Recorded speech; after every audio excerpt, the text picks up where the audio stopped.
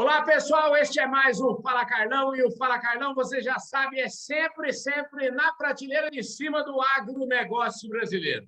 Olha, meu convidado de hoje é prateleiraço de cima, esse caboclo é agrônomo, formado na Universidade Estadual de Londrina, onde formou gente boa pra caramba. Só aqui no Grupo Public a gente deve ter uns 3 jornalistas formados aí na UEL.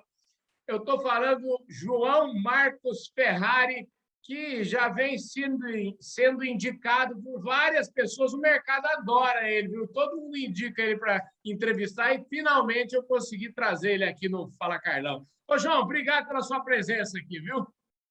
Um prazer, é um prazer. Boa tarde a todos. Um prazeraço estar com você aqui. Ô, João, aliás, eu não vou nem chamar de João, porque todo mundo que me indicou você falou que você tem que falar com o Ferrari. Eu acho, então, que todo mundo se conhece com o Ferrari, né? É isso mesmo. O Ferrari é o seguinte, você que está chegando aqui agora na nossa entrevista, o Ferrari é diretor comercial da Nortox, mas ele tem uma carreira extraordinária aqui no agronegócio, vocês vão conhecer essa carreira já já. Mas aqui, Ferrari, eu sempre começo dizendo que ninguém nasce diretor de nada, viu? Todo mundo tem história bonita para contar. E eu queria que você contasse a sua. Parece que você nasceu, você é pé vermelho da puro de origem. Como é que é? PO aqui do Paraná. Eu sou de Arapongas, aqui do norte do Paraná, nasci em Arapongas e depois morei em vários lugares, mas sou aqui do norte do Paraná. O que a sua família fazia aí? Você nasceu, me conta sua infância, como é que foi essa história aí? Vamos lá. Como é que você saiu do norte do Paraná e parece que um bom filho a casa torna, né? Verdade, foi meu caso. É assim, eu sou de uma família, né, parece que todo diretor, não sei, teve um começo humilde, né? Mas a minha casa, meu pai era motorista de táxi, mas ao mesmo tempo ele tinha um sítio pequeno. Então, a minha infância foi entre esse sítio, a cidade, né, aqui em Arapongas, e vendo, acompanhando o que era plantar, o que era colher, o ano que chovia bem ou que o preço estava bom, a nossa vida melhorava. Então, eu fui vendo o que é agricultura, né, no sentido de plantar, no sentido de colher, no sentido de quando as coisas vão bem, a família vive um pouco melhor, né? Mas meu pai em si, ele não era um agricultor nato, assim, ele estava mais para o táxi, mas antes era caminhoneiro, depois táxi, então ele era mais motorista do que agricultor, né? E eu vivi isso, né? Vendo o sítio, eu tenho uns tios também, que eu sou muito próximo deles, então, para você ter uma ideia, minhas férias eram no sítio. Ficava lá na casa do meu tio, a hora que eles me deixavam dirigir um trator. Plantar, então, era o melhor do melhor, né? O dia que eu conseguia plantar no trator, mexer no equipamento. Então, eu vejo muito a sua pergunta, professor, como é que você se decidiu a fazer agronomia? Eu não tinha outro rumo. Pelo universo que eu enxergava na época, né? Um cara de 16 anos, novo aqui em Arapongas, a gente não tinha contato com muitos profissionais de outra área, e sim com agricultura, com os agrônomos, né? Então, eu não tinha outra coisa na minha cabeça a não fazer, por fazer, se não fosse agronomia. O sonho de estudar, né, e tal, era para fazer agronomia. Eu não via outra profissão na minha vida.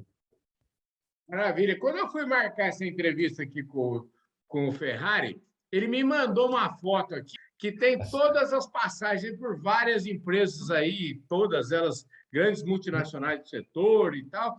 E aí eu estou olhando aqui para esse quadro e vejo que talvez, eu não sei, você me confirma, se você começou mesmo como representante técnico de vendas da Bayer, se quando você saiu, soltaram você, tiraram o cabresto na faculdade, você já saiu empregado logo da Bayer, ou você ficou um pouquinho, algum tempo procurando aí o que fazer? Como é que foi essa história? Não, o meu foi um processo bem tranquilo, Carlão. Quando eu estava no quarto período da faculdade, eu trabalhava num banco à noite e estudava de dia. Então era um pouco puxado, né? Saía da faculdade às 6 horas da tarde, 7 horas eu ia para esse banco, trabalhava na compensação para fechar o caixa, terminava ali por suas 11h30, meia-noite, e nem outro dia estava estudando. Então, eu descobri que tinha estágio, alguns deles remunerados, né? E um dia, passando pelo departamento de exatas lá de agronomia, eu vi que tinha um anúncio, ó, multinacional, contrato estagiário, um salário no período de aula e 2 salários nas férias. Falei, nossa, é isso aí que eu quero. Então, independente do que era, né? Era na Químio, era uma empresa que hoje já não existe mais, mas era da Químio. E aí eu fui falar com o professor e, por sorte, um colega meu de turma conhecia essa empresa e começou a fazer estágio lá, né? Então ele me indicou. E aí tem uma história engraçada, o professor falou: "Não, não, para fazer estágio para você poder pegar esse estágio aí, você tem que ter passado pela minha matéria, né? Eu estava no terceiro período, acho que a matéria era entomologia, mas era no quinto ou sexto. Aí me deu um banho de água fria, né? Naquela época não tinha internet, não tinha nada, mas eu dei um jeito e achei o endereço do agrônomo. E na semana que ele ia fazer entrevista lá na UEL, um dia eu fui lá, 6 horas da manhã, fiquei lá na frente da casa dele, até ele sair, e aí fui falar com ele. Ó, você vai fazer entrevista não sei quando lá, tal, eu preciso trabalhar, trabalho à noite. Contei uma história verdadeira, mas de quem está batalhando, e ele gostou. E aí ele chegou lá com o professor: não, eu vou contratar o cara, ele já é amigo do estagiário que a gente tem hoje, né? Então as coisas vão se encaixar, ele mostrou boa vontade, e entrei. Então foi a primeira multinacional. A gente fazia ensaio, né? A gente montava os ensaios, era a empresa que detinha a molécula do deltametrina, né? Então aí começou a minha vida nas multinacionais, né? Quer dizer que você, E então, não teve problema nenhum. Você já começou a graças a trabalhar Deus. antes de Ah, formado. foi. Para você ter uma ideia, as coisas foram acontecendo. Passou mais de um agrônomo na pesquisa da Química aqui em Londrina, né? Uhum. No último ano que eu estava me formando já, que eu já tinha bastante tempo, a gente tinha acho que 2 dias de aula, segunda e sexta, eu já tinha 2 estagiários e já respondia para a Química aqui, tocava todos os ensaios, já era um agrônomo de pesquisa da Química, né? Então, no último ano de faculdade, né, eu já exercia função, entre aspas, né? Já tinha 2 estagiários. Para mim era um orgulho muito grande, né? Todo mundo me olhava assim, pô, esse já está encaminhado, né? Então eu não tive essa. Eu já vi pessoas, né? Essa transição da faculdade, às vezes, para conseguir um emprego leva algum tempo e é uma agonia, né? Então Uhum. eu tive essa sorte, essa boa vontade, batalhar, né? Fui atrás e consegui e as coisas deram certo. E quando é que você foi para a roça mesmo? Assim? Quando é que você saiu? Quando é que você começou essa história aqui? Representante técnico de vendas, ele é mais técnico ou é mais vendas? E você se considera um cara mais técnico ou um cara mais de vendas? Os dois, os É. dois. É. Essa época aí da faculdade era pura técnica, né? Era experimentação, montar ensaio. E aí eu me formei e teve uma oportunidade na Bayer aqui, que eu fui CRTV, né? Aí eu me candidatei e consegui entrar, já no primeiro ano de formado, aí com 2 anos de formado, e era técnica, né? E aí eu te confesso que eu vi o pessoal comercial lá falar: nossa, isso aí eu não quero, não. É muita confusão, preço e tal.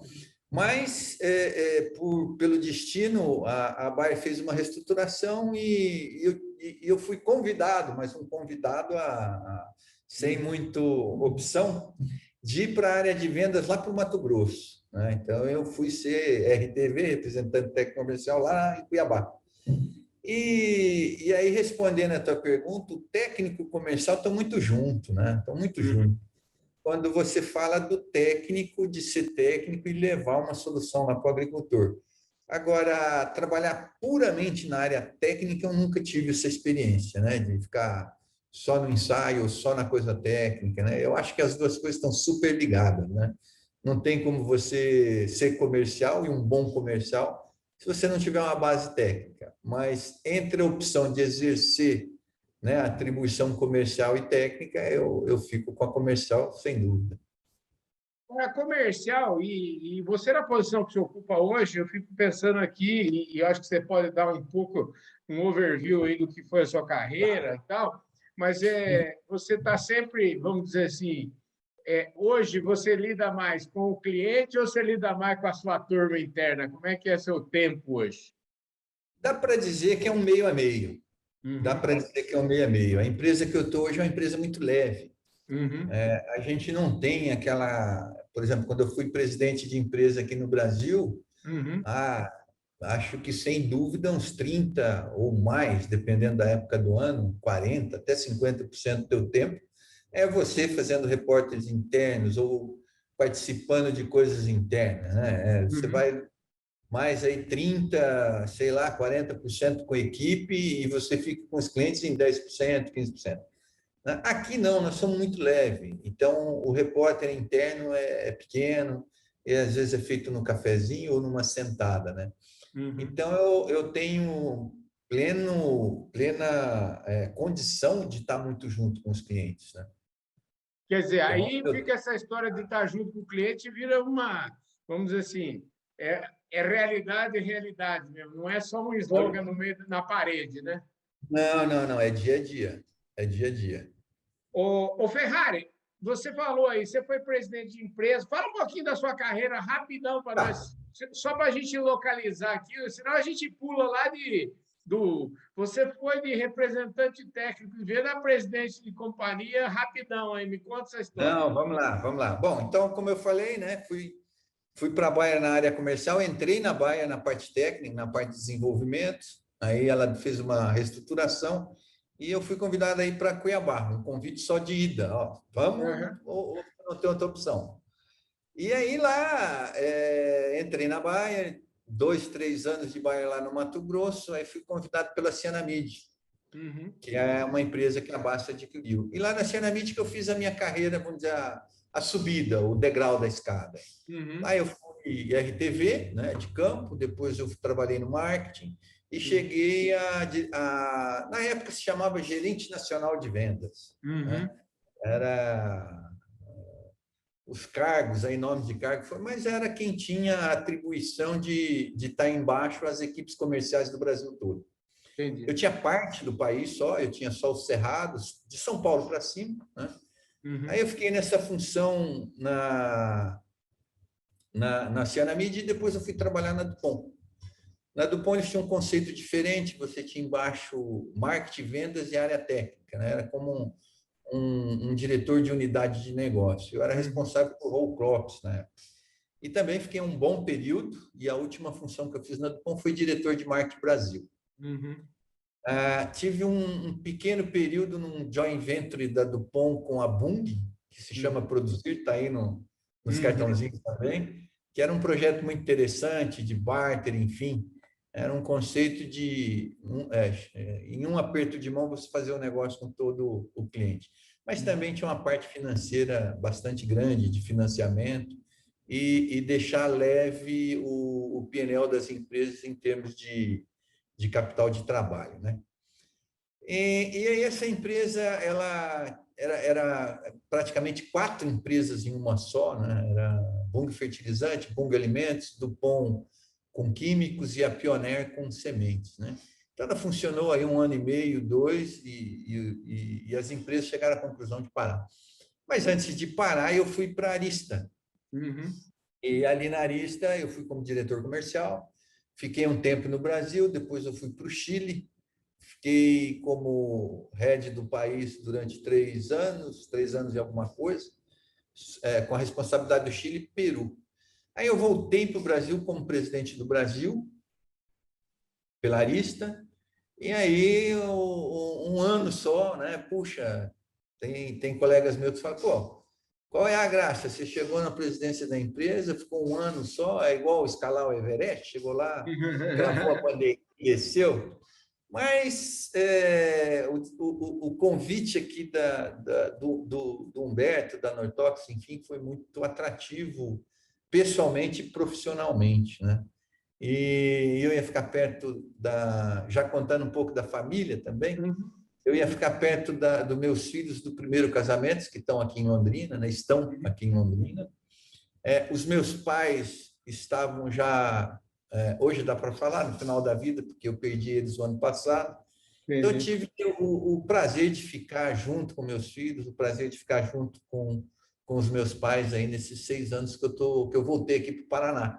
Então, a decisão foi acertada, né, na parte pessoal, e foi isso, né? Aí muita gente me pergunta, pô, você fez um downgrade? Eu falo, de título pode até ser, mas hoje eu me sinto tão CEO, né, que a minha função lá na Arista era CEO, presidente do Brasil, aqui também. Entendi. E comercial aqui é de A a Z, né? Eu só não trato a parte financeira e administrativa e fábrica. O resto do jogo agronômico que eu adoro fazer está sobre a minha responsabilidade. Maravilha. Agora, deixa eu te falar, fazer uma pergunta. Vários agrônomos, quando vêm aqui, eu sempre gosto de fazer essa pergunta. Acho que você já até respondeu ela Vamos um lá. pouco ao longo do seu, da sua explanação aí, né? Que a história é quando a gente fala agrônomo, a gente sempre fala daquele cara que vai cuidar das plantas, a área técnica, tá, tá, tá. Mas um agrônomo na sua posição hoje, você cuida muito mais de gente, eu fico imaginando, de pessoas, do que de outra coisa, né?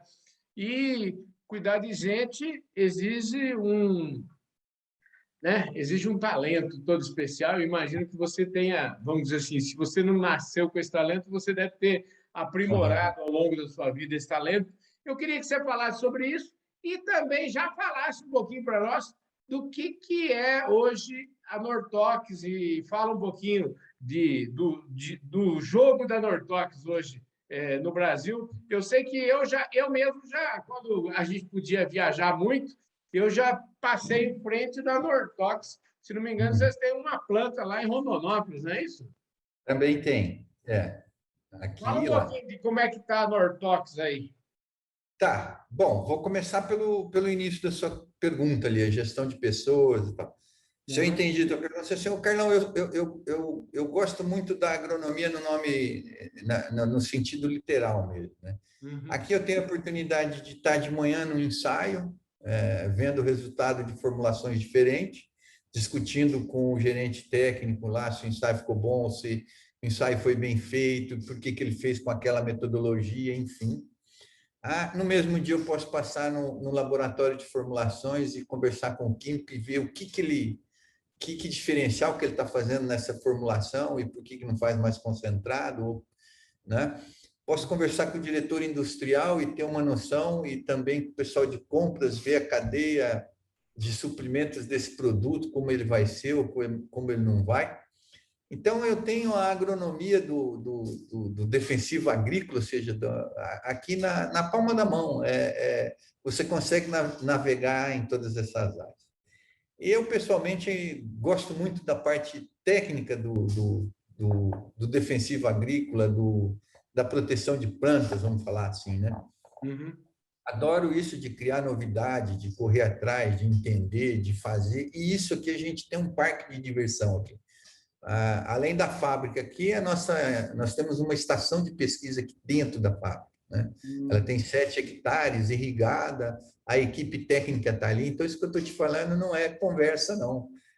Eu ando 3 minutos aqui de carro, eu estou lá na estação de pesquisa. Eu ando mais 5 minutos para lá, eu estou dentro do laboratório de formulação, né? Eu ando a pé aqui 2 minutos, eu estou no laboratório da fábrica. Então, é um playground para mim isso aqui. Eu adoro estar no dia a dia e navegar em todas as áreas.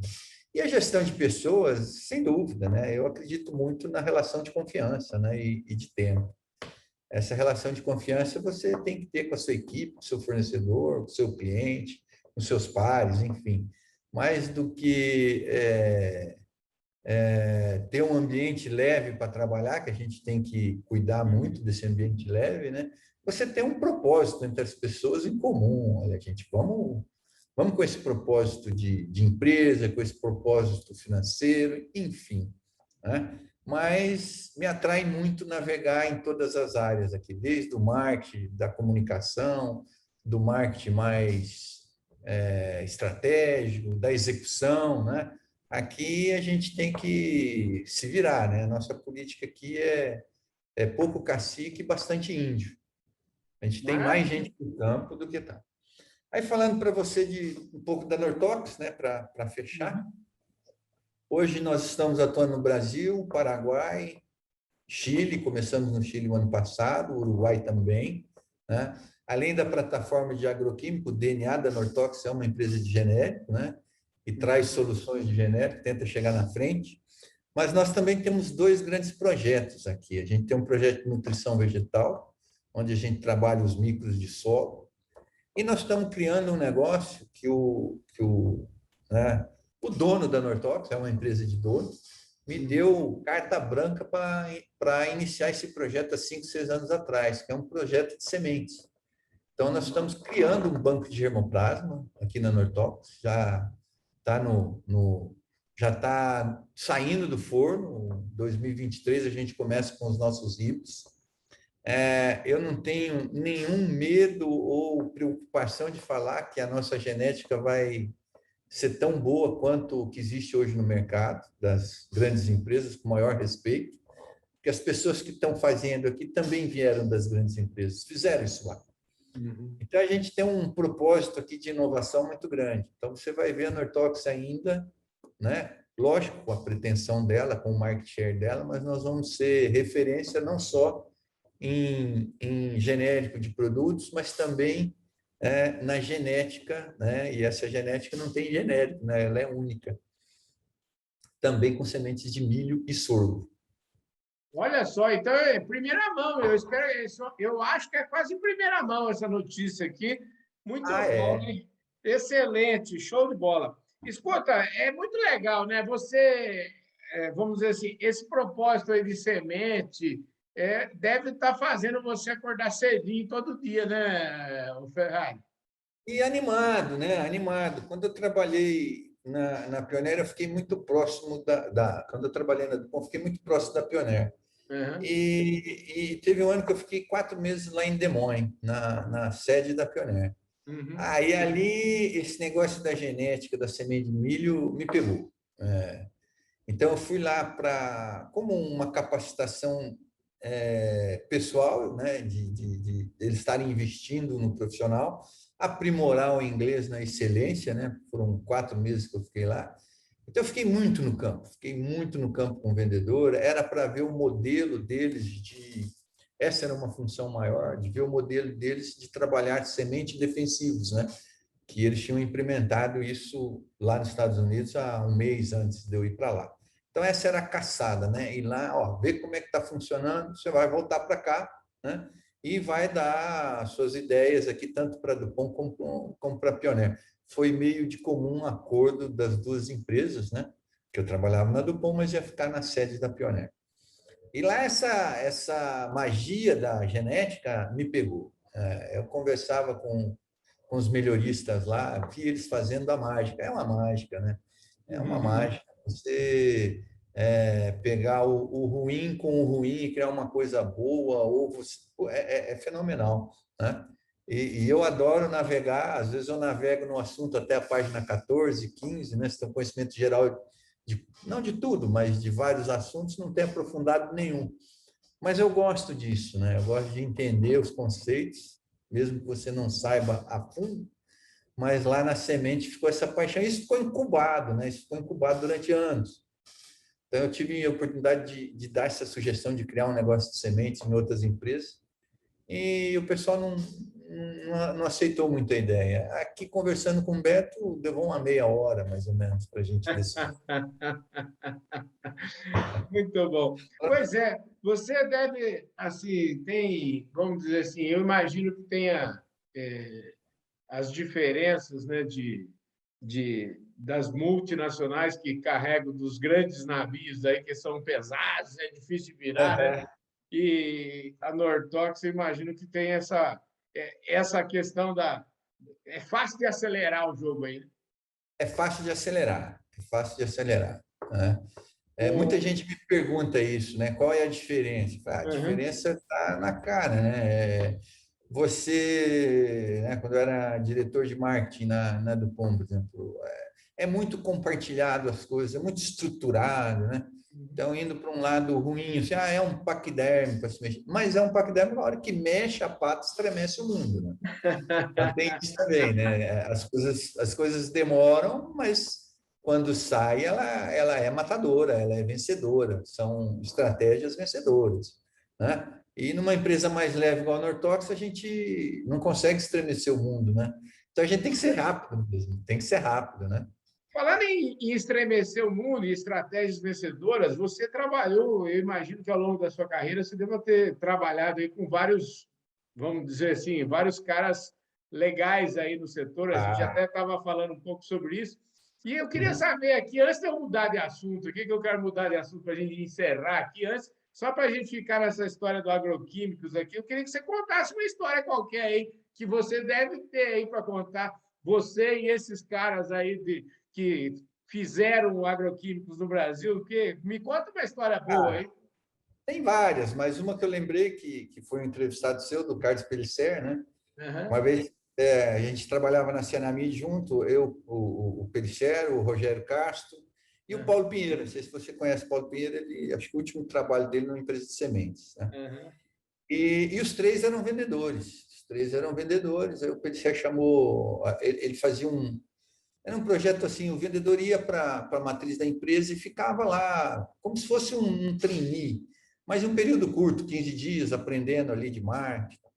Aí ele chamou nós três ali no final do dia na sala dele, olhou para nós três e falou assim, "Ó, eu tenho certeza que vocês vão ser presidente de empresa." Isso em 90, eu acho, né? E ele não estava muito errado. O Paulo foi, eu fui, né? O Rogério Castro hoje é presidente da UPL, né? Então, o Pellicer era um grande guru, um grande visionário, vai, um grande guru, um grande visionário. Pois é, eu quero aproveitar aqui então mandar um abraço para o Pellicer. O Pellicer teve duas Aham. vezes aqui, já várias vezes, mas dois programas grandes aqui. Enfim.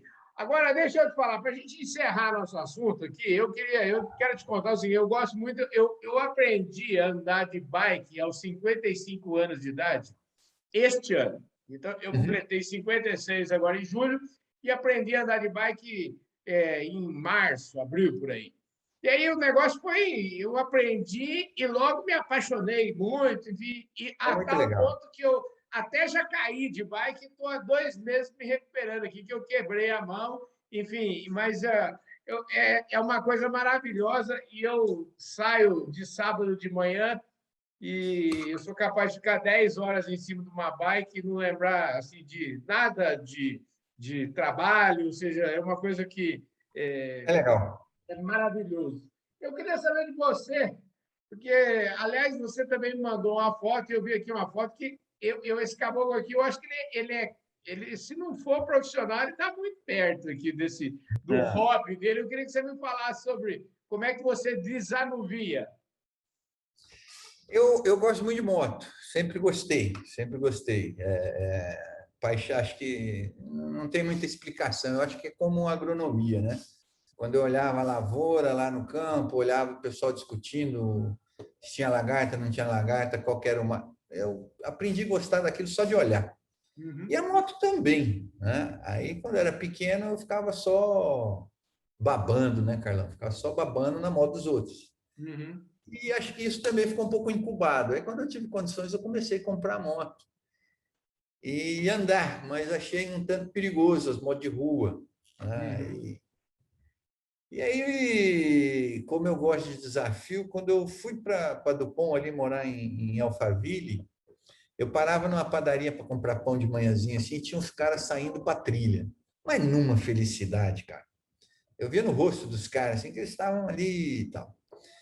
E aí coincidia de vez em quando, era o point deles sair e chegar. Então, às vezes coincidia de eu ver eles chegando cheio de lama. E também numa alegria. E parecia um moleque andando de bicicleta. Eu falei, cara, esse negócio deve ser bom, né? E aí, sem saber de nada, fui lá, comprei equipamento. Eu não tinha um amigo para, ó, vem aqui, faz.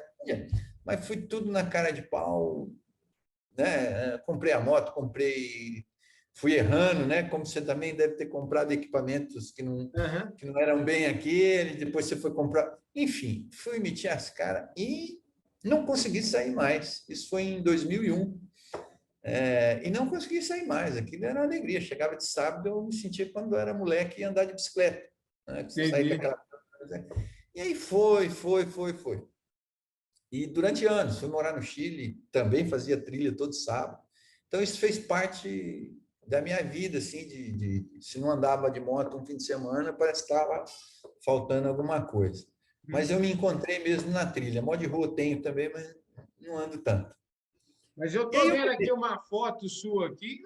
Quando você fala em trilha, dá a impressão até que você anda aqui em Porangaba, aqui, mas por essa foto aqui eu vou te contar. Aí eu é vou te trilha contar. mesmo, né, pai? Me conta essa Não, história aí. aí eu vou te contar. E eu mudei aqui para o Paraná e aqui as trilhas são longe de Londrina. Eu moro em Londrina. São Aham. longe. Você tem que sair de manhã, põe a moto na caminhonete e volta de noite, né? E eu tenho filhas pequenas do segundo casamento, então eu e minha esposa queremos estar juntos, eu quero estar junto com as meninas. E aí eu tenho que sacrificar o sábado inteiro. Uhum. Então eu fui deixando um pouco de andar, ficar com vontade de andar. E aí um cara um dia falando assim, puxa, eu tenho um projeto aqui, eu vou fazer o Enduro da Independência, que são 3 dias, depois eu vou fazer o RN, que são 6 dias, e depois eu vou fazer os Sertões, o Rally dos Sertões, que são mais ou menos 8, 9 etapas, 4.500 quilômetros andando de norte a sul do país. Aí eu fiquei olhando para aquele cara e falei assim, cara, eu vou fazer logo esses Sertões aí, né? Como eu comecei a andar pouco aqui em Londrina, de sábado, acho que não matou a vontade de andar de moto. Eu falei, eu vou fazer os Sertões. E fui. Em 2018 eu fiz o primeiro, né? Aí tem N histórias de quem aprendeu, né? Gostei. E quem gosta de sofrer, mas para mim é um prazer. Você vai lá, você tem um desafio, é uma superação. Terminar os Sertões é vitória para muita gente, né? Só Uhum. de terminar. É um negócio que não tem explicação, só quem faz aquilo lá mesmo. Então você vê as pessoas chorando, você vê as pessoas como se fosse uma realização. Acho que, como eu brinquei aqui no começo, né? Chegar lá no Everest e correr. Tem, no meio de tudo, no meio da aventura, da superação, tem a vida, né, cara? Você Uhum. corre risco. E, pô, mas você quer pôr a sua vida em risco? Eu coloco até um certo ponto, né? Eu tento ter toda a cautela, enfim, mas tem esse risco, né? Claro. E isso não sei se é uma atração a mais ou não é, eu não sei explicar isso, mas é um vício. Esse ano eu fui de novo, mas no ano que vem ele vai ser o maior rally do mundo. Ele vai superar em extensão o rally do Dakar, né? Vão ser 14 etapas, um dia de descanso, então quase 15 etapas, vão ser 4.000 quilômetros de especial e deve ser uns 7.000 quilômetros de extensão total. Aí eu não sei precisar, que eles não falaram ainda. Né?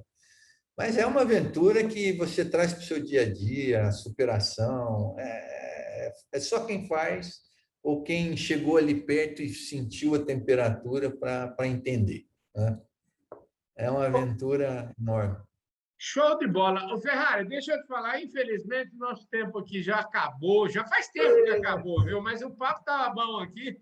Então, eu queria te agradecer imensamente aqui, desejar maior sucesso para você nos próximos ralis. Eu estou doidinho para voltar a andar de bike também, mas eu acho que só vou conseguir voltar lá para o final do ano, talvez no começo do ano que vem. Enquanto isso, eu estou treinando para fazer o Caminho da Fé a pé em abril, que vai ser uma aventura bem bacana também. Estou adorando esse movimento.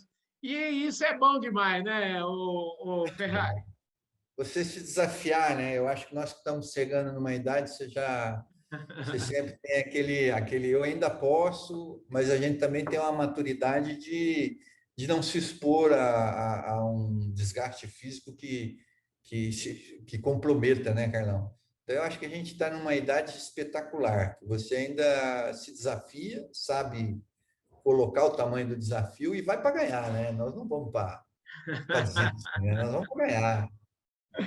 Ô, Ferrari, show de bola, querido. Deixa eu te falar, obrigado demais aqui pela sua presença aqui. Esse Fala Carlão está sempre às suas ordens. E eu queria, enquanto você está por aqui ainda, eu queria falar para você que está chegando aqui no nosso canal e eventualmente ainda não se inscreveu, baita vergonha, se inscreve aí no canal, aperta o sininho para você receber as nossas notificações, deixe o seu like e o seu comentário e, principalmente, faça como o Ferrari, que é meu entrevistador, eu tenho certeza que ele vai espalhar esse vídeo aí por todo o Brasil, certo, Ferrari? Claro, sem dúvida.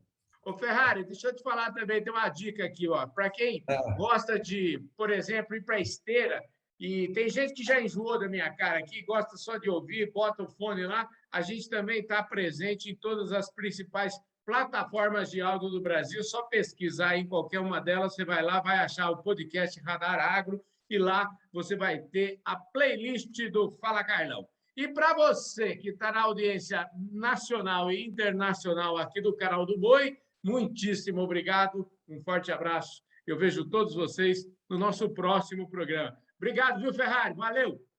Um abraço a todos. Obrigado, Carlão. Prazer. Fui!